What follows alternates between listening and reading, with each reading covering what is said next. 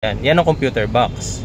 Nagbabasa ng sarili niya yung computer box. Read data tapos Read data stream tapos odometer calculated by ECU.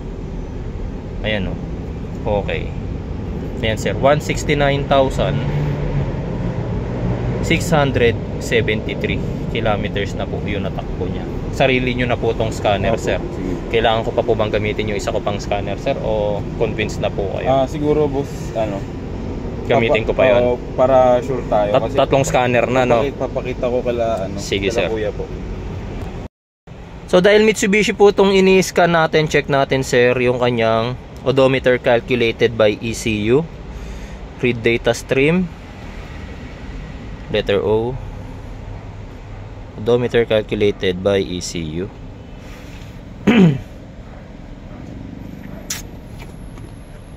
169,673. Sir, question. Kasi medyo may discrepancy lang po tayo sa odometer. 169,000 po yung lumabas sa natin, odometer natin. Kanina kasi naka miles po siya, 100 something, 110 something yata. So pinalitan ko ng metric para lumabas yung km. So ito po kasi naka km siya ngayon. Makikita po ninyo nakalagay is 169,673. Dito sa gauge po ni Pajero is 46,152. Kung gusto nyo po, meron akong dala pang isang scanner dyan. Iscanin ko po nung gamit naman po yun. Pwede naman sir. Tapos meron ba kayong scanner sir? Meron kami, pero pwede ko pong mahiram. Yung ganyan din, pero yung lang siya. May wire? Hindi, wala po siyang. Yung dongle type? Opo. Sino pong may control nun? May apps po kayo nun? Paano apps? Sa app po kasi tinitignan yun eh. Sa app po? Oo. Wala po. Wala. Sige sir, yung ko na lang sir. Parang ganyan lang din siya, pero yung wala nito? OBD. Meron? Sige sir, baka pwedeng mahiram. Sige. Para makita po natin. Bali, ito po sir, ito yung bago kong, isa pang kong scanner na dala. Laging dalawa kasi scanner ko. Pero since meron pong scanner si seller, scanner ni seller yung gagamitin ko para makita niya rin po. Ngayon kapag lumabas po dito sir is 165 kilometers din po. Sarili nyo na po tong scanner sir ha. Wait lang po. Scan natin.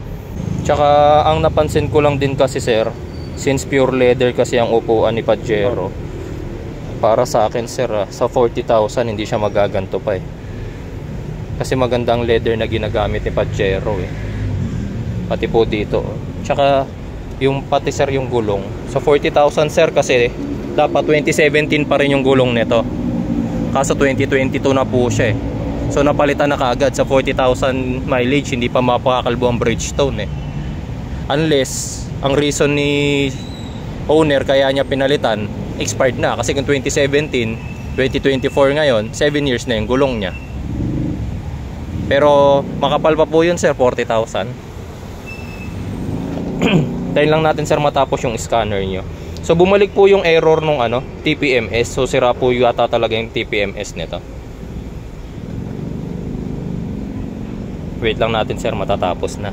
Didirekto na ako din sir sa sa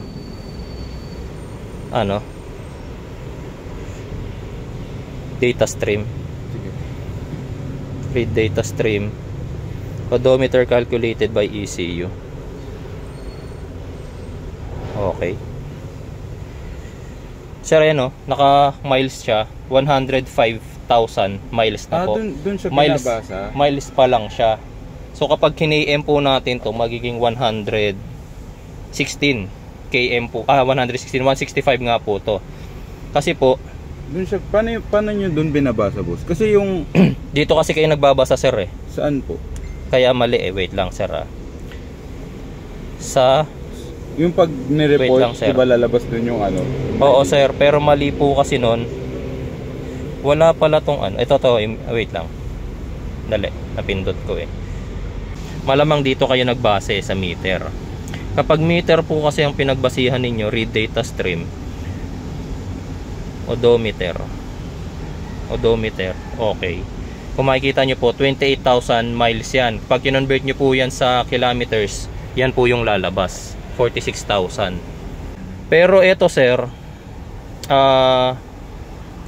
alamin nyo na lang din po kay first owner, kung siya man po yung first owner, kung ano pong reason Opo, sige. bakit po nagkaroon ng discrepancy. Ayoko po munang i-judge ng tampering to, pero alamin nyo po muna yung history ng car, bakit po ganon. Sa ngayon sir, kasi nakaano kayo nakaset kayo ng ito kaya miles tuloy lumalabas. Babaguhin ko na sir, gagawin ko ng metric ang unit of measurement nyo. Naka-imperial kasi kayo, naka-meter po kasi kayo tumitingin. Sige, wag po dyan kayo saan titingin po? kasi pag natamper na nga po ang meter, kung ano po yung pinapakita sa meter, eto papakita ko sa inyo. Kung ano yung pinapakita rito, 46,152. Pag nag-read data stream po kayo at may odometer dito, odometer, tingnan nyo po yung pinapakita niya, 46,152. Saktong-sakto sir, walang labis, walang kulang kahit 1 kilometro man lang. Which is hindi talaga ganon. Kasi kahit anong sasakyan pa yan sir, hindi accurate na 46,152 rito. Sa Ford nga, minsan 46,152 sa gauge, 46,148 lang sa computer box. So hindi po ako sa meter tumitingin sir. Ang tinitignan ko lagi sir, computer, ECU. Dito minsan hindi lumalabas yung ECU, MPI, GDI, diesel, yan ang computer box. Nagbabasa ng sarili niya yung computer box. Read data stream, tapos odometer calculated by ECU. Ayan okay.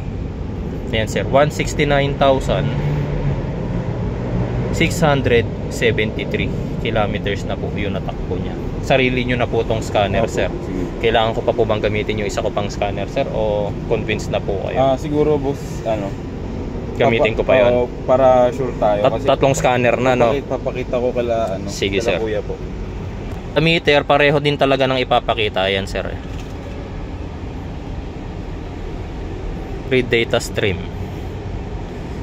odometer calculate, ito odometer.